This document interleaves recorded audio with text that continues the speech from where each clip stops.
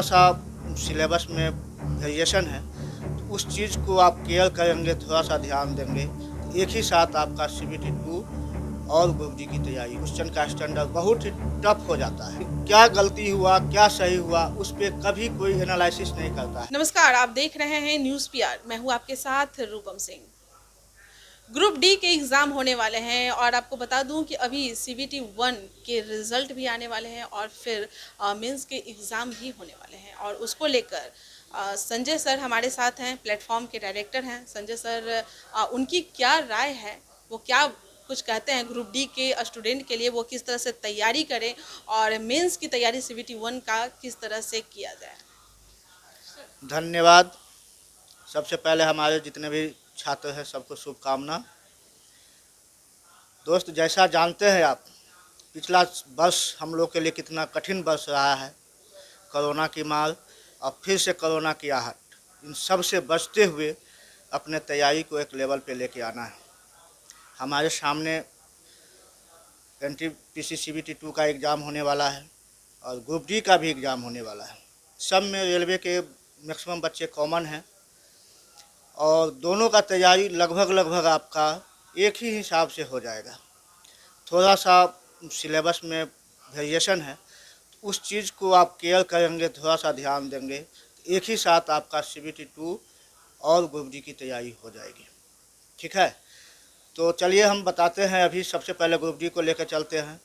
इस पे अनेकों वीडियो आपको यूट्यूब पे मिलेंगे, हमारे चैनल के माध्यम से भी मिलेंगे और जितने भी लोग वीडियो देते हैं सबको अपने अपने बोलने का, बताने का अपना तरीका है। मेरा अपना तरीका है, हम अपने तरीके से सफल होते हैं, उसी हिसाब से बच्चों को गाइड करते हैं और उसी हिसाब से बच्चा सफल होता है।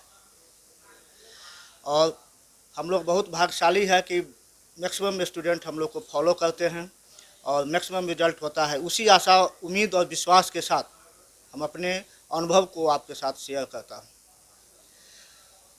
अभी ग्रुप डी का हम पहले डिस्कस कर लें।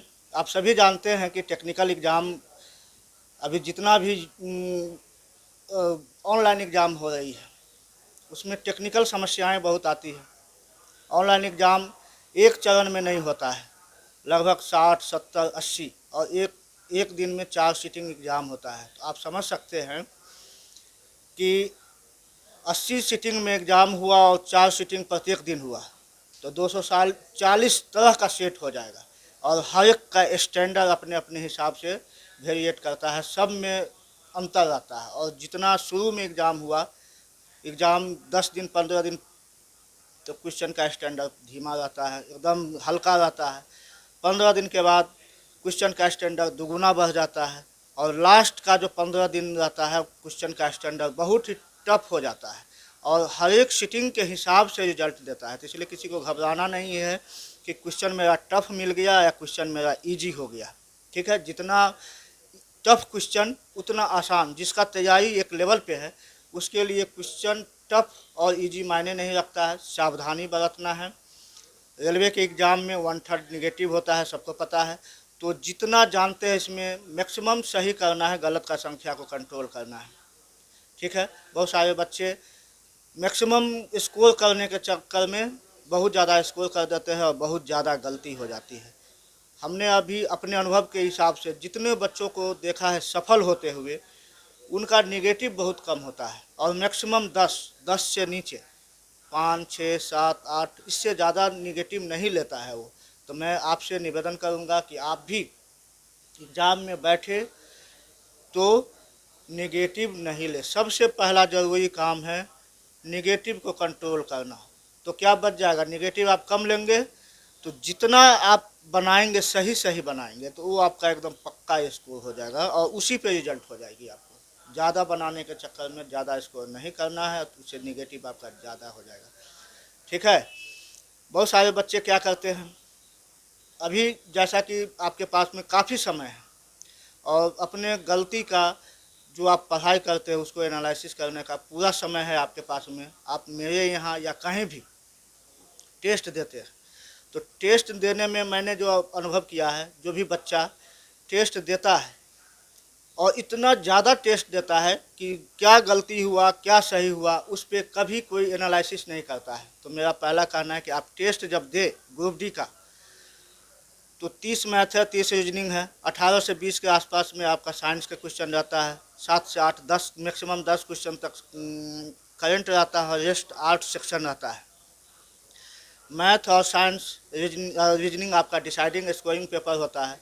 तो आपका स्कोर 30 मैथ में कम से कम 28 सही होना चाहिए, 30 रीजनिंग में कम से कम 25 से 26 सही होना चाहिए, साइंस में 10 से 12 सही होना चाहिए, और रेस्ट जो पोर्शन है उसमें आप एवरेज स्कोर करते हैं तो आपका स्कोर सही हो जाता है। ग्रुप डी में बहुत ज़्यादा स्कोरिंग करना पड़ता है, 75 से 70-75 क्वेश्चन आपको सही करना पड़ेगा, क्योंकि ग्रुप डी का स्टैंडर्ड क्वेश्चन का ज़्यादा भी रहता है और बच्चा का स्कोर भी बहुत अधिक रहता है, इसका कटअप भी बहुत हाई जाता है। इसीलिए सावधानी के साथ आप इसका तैयारी कीजिए।